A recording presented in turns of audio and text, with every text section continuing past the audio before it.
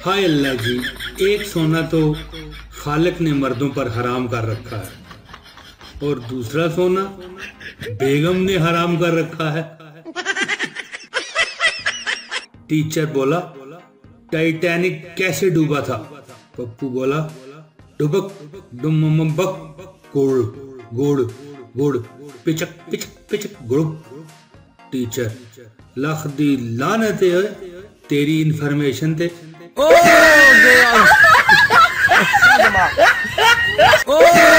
अगर आप चाहते हैं कि लड़की आपको पलट कर देखे तो पास से गुजरते हुए उसे आहिस्ता से कह दो, हे मोटी।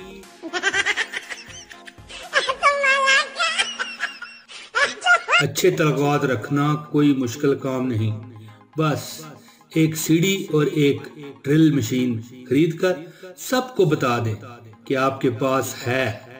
दिन भर लोग आपका दरवाजा खटखटाते रहेंगे।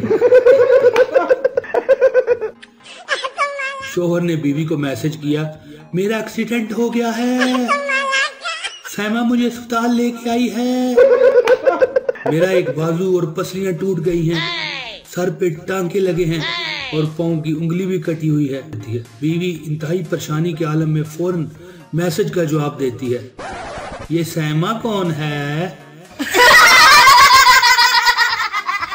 पप्पू के घर चोर घुस आए।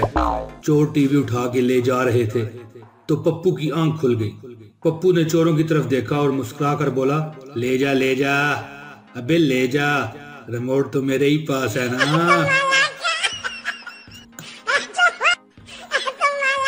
आपको कुट पड़ रही हो और कोई दोस्त आपको छोड़कर भाग जाए तो उसे गद्दार मत समझना।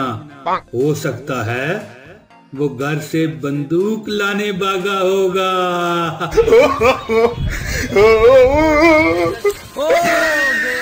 बीवी बोली, आप मोटे होते जा रहे हैं।